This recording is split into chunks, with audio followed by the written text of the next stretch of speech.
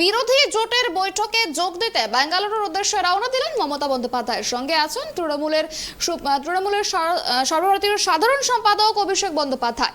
বিরোধী জোটের বৈঠকে যোগ দেবেন তারা। গত 23শে জুন পাটনায় শীর্ষ বৈঠকে বসেছিলেন বিরোধী শিবির।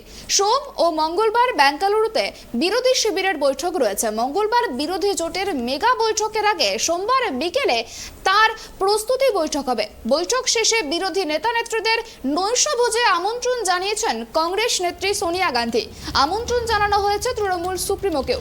সূত্রের খবর, এদিন সোনিয়ার ডাকা বৈঠকে যোগ দেবেন অভিষেক বন্দ্যোপাধ্যায় ও ডেরেক ও ব্রায়েন। তবে বাংলার মুখ্যমন্ত্রী নৈশভোজে যোগ দেবেন কিনা তা এখনো স্পষ্ট নয়।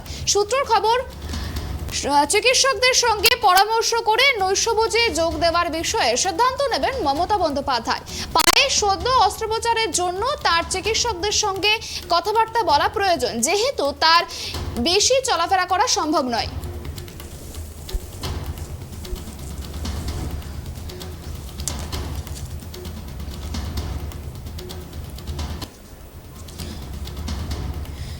বিরোধী জোটের বৈঠকে যোগ দিতে বেঙ্গালুরুর উদ্দেশ্যে রওনা দিয়েছেন মুখ্যমন্ত্রী মমতা বন্দ্যোপাধ্যায় ও তার সঙ্গে রয়েছেন অভিষেক বন্দ্যোপাধ্যায়। আমরা এই বিষয় নিয়ে সরাসরি জানবো। আমাদের সঙ্গে সরাসরি নিউজ রুম থেকে রয়েছেন আমাদের প্রতিনিধি গৌতম। গৌতম, যে বিষয়টা তোমার কাছে জানতে চাইবো, এই যে বিরোধী জোটের বৈঠক, আমরা আগেও দেখেছিলাম পাটনায় এই বিরোধী জোটের বৈঠক হয়েছিল, আবারও পুনরায় এই বৈঠক হতে চলেছে। এই বৈঠকের আদতে উদ্দেশ্যটা কি?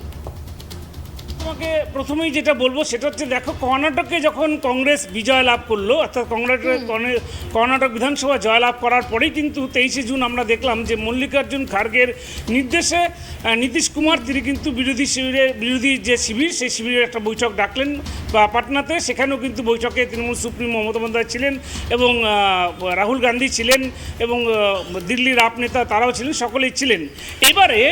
এবারে যেটা হচ্ছে যে পশ্চিমবঙ্গের যে পঞ্চায়েত নির্বাচন হলো, সেই পঞ্চায়েত নির্বাচনে তৃণমূল কংগ্রেসের বিপুল জয়লাভ হলো এবং তারপরেই কিন্তু ঠিক দেখা যাচ্ছে যে বিরোধী শিবির আবার কিন্তু ঐক্যবদ্ধ হয়ে আবার কিন্তু বিরোধী ঐক্যকে শান দেওয়ার জন্য তারা বৈঠক ডেকেছেন। এবং ইতিমধ্যেই তুমি জানো যে মমতা বন্দ্যোপাধ্যায় এবং অভিষেক বন্দ্যোপাধ্যায় তারা দুপুরে বিমানে কিন্তু বেঙ্গালুরু রওনা হয়ে গিয়েছিল তারা।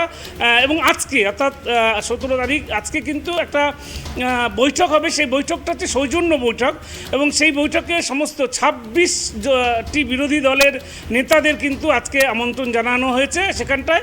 এবং যেখানে কিন্তু আজকে রাতে সৌজন্য বৈঠকের পরে কিন্তু সোনিয়া গান্ধী কংগ্রেস নেত্রী তার আমন্ত্রণ, নৈশভোজের আমন্ত্রণ রয়েছে। সেই নৈশভোজে তিনি মুখ্যমন্ত্রী মমতা বন্দ্যোপাধ্যায়কেও যেমন আমন্ত্রণ করেছেন এবং পাশাপাশি সোনিয়া গান্ধীর বৈঠকে কিন্তু অন্যান্য বিরোধী দলের নেতৃত্বের পাশাপাশি এ রাজ্যের কিন্তু তৃণমূল নেতৃত্ব যারা রয়েছেন, যেমন রাজ্যসভার সাংসদ ডেরেক ও ব্রায়েনকেও ডাকা হয়েছে এবং অভিষেক বন্দ্যোপাধ্যায় যিনি রায়মানহাবারের সাংসদ, তাকেও কিন্তু সোনিয়া গান্ধীর যে বৈঠক সেখানেও ডাকা হয়েছে।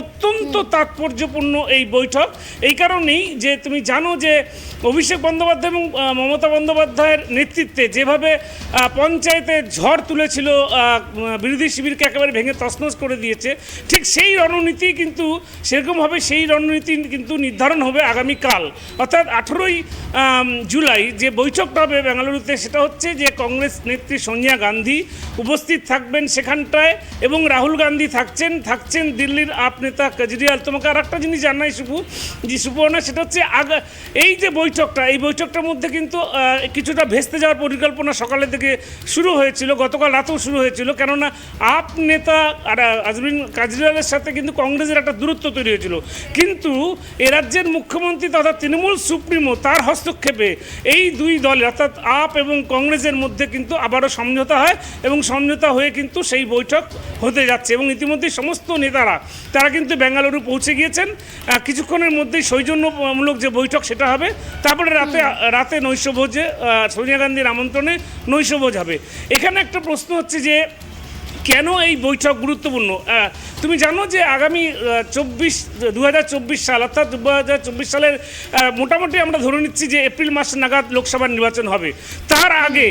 তার আগে এই যে দেখো, তার আগে তোমার আরও দুটো বিধানসভা নির্বাচন রয়েছে। সেখানটায় কিন্তু বোঝাই যাচ্ছে সেই নির্বাচনে বিরোধী শিবির অনেকটাই ঐক্যবদ্ধ এবং তারা সেই লড়াইয়ে জয়ী হবে। পাশাপাশি এই মুহূর্তে কিন্তু দেশের 15টি রাজ্যে বিজেপির হাতছাড়া হয়েছে 15টি রাজ্য। ফলে বিরোধী ঐক্য কিন্তু যথেষ্ট শক্তিশালী হয়েছে এবং আগামী লোকসভা ভোটে কিভাবে রণকৌশল তৈরি করা হবে সে নিয়ে কিন্তু গুরুত্বপূর্ণ এই বৈঠক। যার জন্য কিন্তু এই বৈঠকে মমতা বন্দ্যোপাধ্যায় এবং অভিষেক বন্দ্যোপাধ্যায়কে ডেকেছেন সোনিয়া গান্ধী নিজে থাকছেন, তার পুত্র রাহুল গান্ধী থাকছেন কংগ্রেসের সভাপতি যিনি সভাপতি মল্লিকার্জুন খার্গে। এর পাশাপাশি সমাজবাদী পার্টির যে সুপ্রিমো রয়েছেন অখিলেশ যাদব তিনিও থাকবেন এবং তেজস্বী যাদব আরজেডির প্রধান যিনি লালু প্রসাদের ছেলে তিনিও বিহারের উপমুখ্যমন্ত্রী তিনিও থাকবেন এবং জোটের অন্যতম কারিগর, এই বিরোধী জোটের অন্যতম কারিগর নীতিশ কুমার তিনি তো অবশ্যই থাকছেন। ফলে প্রায় 26টি দলের যারা প্রতিনিধি রয়েছে নেতৃত্বে তারা এই বৈঠকে আগামীকালের যে বৈঠক ম্যারাথন বৈঠক হবে সকাল 10টা থেকে সেই বৈঠক শুরু হবে এবং ম্যারাথন বৈঠক এবং সম্পূর্ণটাই হচ্ছে বিজেপি বিরোধী যে জোট সেই জোটের ঐক্য এবং রণকৌশল লোকসভা ভোটের রণকৌশল তৈরি করতে কিন্তু এই বৈঠক হবে। এর পাশাপাশি তোমাকে একটা জিনিস বলি সুবর্ণা, সেটা হচ্ছে যে এই যে বিজেপি বিরোধীর এই যে গুরুত্বপূর্ণ বৈঠক, এই বৈঠকে কিন্তু বৈঠক নিয়ে ইতিমধ্যেই কিন্তু দেশের যে শাসক দল কেন্দ্রের শাসক দল বিজেপির কিন্তু টনক ইতিমধ্যেই নড়ে গিয়েছে। তুমি জানো খুব দ্রুত এই বৈঠকের খবর পেয়েই কিন্তু সোনিয়া গান্ধী বা বিভিন্ন বিরোধী দলের এই বৈঠকের খবর পেয়েই মোদি দেশের প্রধানমন্ত্রী তিনি দ্রুত আগামীকালই তিনি দিল্লির অশোকা হোটেলে এনডিএর 31টি যে শরিক দল রয়েছে তাদের নিয়ে গুরুত্বপূর্ণ বৈঠক ডেকেছেন। খুবই তাৎপর্যপূর্ণ বিষয় যে তাদের নজর যে ছিল যে বিরোধী শিবির কি করছে সেই নজরটা যাতে তাদের ছিল এবং তারা কিন্তু যাতে বিরোধী অর্থাৎ এই এনডিএর শিবির থেকে 31 জন যে শরিক রয়েছে তাদের থেকে যাতে কোনো দল যাতে বিরোধী শিবিরে যোগ না দিতে পারে সেই জন্য কিন্তু তড়িঘড়ি নরেন্দ্র মোদী তিনি কালই অর্থাৎ 18ই আগস্ট তিনি কিন্তু দিল্লির অশোকা হোটেলে এনডিএর একটা বৈঠক ডেকে ফেলেছেন এবং সেটাও খুব তাৎপর্যপূর্ণ বৈঠক এবং বোঝাই যাচ্ছে যে বিরোধী ঐক্য যত শান দিচ্ছে ততই কিন্তু বিজেপি কেন্দ্রে যে শাসক দল তাদের কিন্তু তারা ভীত সন্ত্রস্ত হয়ে পড়ছেন এবং আগামী লোকসভা নির্বাচনে বিরোধী দল অর্থাৎ বিরোধী যে দলগুলো রয়েছে তারা কিভাবে কি রণকৌশল নয় সেদিকে বিজেপির নজর রয়েছে এবং তড়িঘড়ি কিন্তু মোদি আগামীকালই দিল্লির অশোকা হোটেলে কিন্তু তিনি এই এনডিএর 31টি দলকে নিয়ে বৈঠক ডেকেছেন। এখন বিষয় হচ্ছে যে তুমি এটা বলতেই পারো যে এই যে লোকসভা ভোট তার কিন্তু একেবারে প্রস্তুতি শুরু হয়ে গেল, রাজনৈতিক যে প্রস্তুতি সেটা কিন্তু শুরু হয়ে গেল। কেননা যেভাবে রাজ্যে পঞ্চায়েত নির্বাচনে সাফল্য পেয়েছে এবং কর্ণাটকে কংগ্রেস সাফল্য পেয়েছে এবং এই মুহূর্তে দেশে 15টি রাজ্য ক্ষমতাচ্যুত হয়েছে বিজেপি, ফলে বিরোধী ঐক্য কিন্তু যথেষ্ট শক্তিশালী হয়েছে এবং সারা দেশে কিন্তু বিজেপি বিরোধী একটা জোট গড়ার কিন্তু প্রক্রিয়া শুরু হয়েছে এবং সেটা নিয়েই কিন্তু যথেষ্ট তৎপর এবং টনক নড়েছে বিজেপিও পাল্টা আগামীকালই অর্থাৎ 18ই আগস্টে কিন্তু দিল্লির অশোকা হোটেলে আচমকাই তাদের কিন্তু পূর্ব কোনো পরিকল্পনা ছিল না, তারা কিন্তু আচমকাই কালকে বৈঠক ডেকে ফেলছে এনডিএর। এই থেকে বোঝা যাচ্ছে যে লোকসভা নির্বাচন 2024-এর যে লোকসভা নির্বাচন সেই লোকসভা নির্বাচনের রাজনৈতিক প্রস্তুতি কিন্তু একেবারে শুরু হয়ে গেল এবং এটাই বলা যায় যে সমস্ত রাজনৈতিক দল তারা কিন্তু লোকসভা ভোটের যে প্রস্তুতি সেই রাজনৈতিক প্রস্তুতি শুরু করে দিল। সুবর্ণা, একেবারে গৌতম তুমি যে বিষয়টা একটু আগে বললে যে গতকালই আবার আগামীকাল বৈঠক ডেকেছে বিজেপির তরফ থেকে এবং আমরা জানি যে মঙ্গলবার দিন এই বিরোধী জোটের বৈঠক হবে, তাহলে সেক্ষেত্রে বলা যেতে পারে যে বিরোধী জোটের এই বৈঠকে ভীত সন্ত্রস্ত হয়ে কিন্তু বিজেপির যে শক্ত ঘাঁটি সেই শক্ত ঘাঁটিতে কোথাও চিড় ধরতে পারে বলে এই বৈঠক ডাকা হয়েছে। একদমই সুপর্ণা, তুমি জানো যে বিরোধী যে এনডিএর যা শরিকরা রয়েছেন, তাই সেই শরিকদের মধ্যে কিন্তু অনেকেই কিন্তু এই বিরোধী জোটের সাথে কিন্তু যোগাযোগ শুরু করে দিয়েছেন। কেননা বিজেপির এই একনায়কতন্ত্র, অর্থাৎ শাহ অমিত শাহ এবং মোদি শাহের এই যে একনায়কতন্ত্র, সেটাকে কিন্তু অনেকেই মানে এনডিএর অনেক শরিকই কিন্তু মানতে পারছেন না, এবং তারা ইতিমধ্যেই কিন্তু মল্লিকার্জুন খার্গে থেকে শুরু করে নীতিশ কুমার থেকে শুরু করে মমতা বন্দ্যোপাধ্যায়ের সাথে যোগাযোগ শুরু করেছেন, এবং এতেই কিন্তু ভয় পেয়ে যাতে কোনোভাবেই যদি এনডিএ শরিক বিরোধী জোটে না যেতে পারে, তার জন্যই কিন্তু জরুরি ভিত্তিতে এই বিরোধী জোটের গুরুত্বপূর্ণ বৈঠকের সাথে সাথে পাশাপাশি কিন্তু আগামীকালই কিন্তু এনডি অর্থাৎ বিজেপির অমিত শাহ এবং মোদি তারা কিন্তু এই বৈঠকটা ডাকলো, এবং সত্যি কথা বলতে কি চির ইতিমধ্যেই ধরতে শুরু করেছে।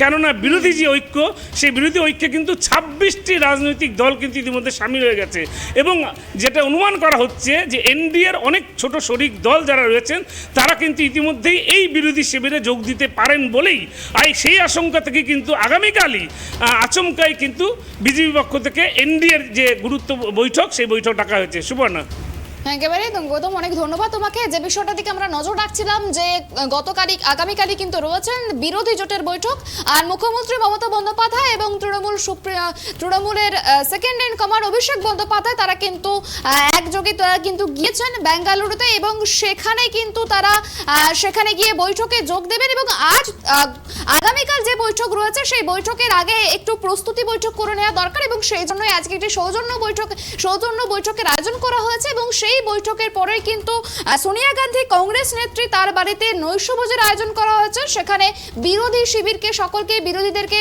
আমন্ত্রণ জানানো হয়েছে, এবং সেখানে কিন্তু আমন্ত্রণ জানানো হয়েছে মুখ্যমন্ত্রী মমতা বন্দ্যোপাধ্যায়কেও।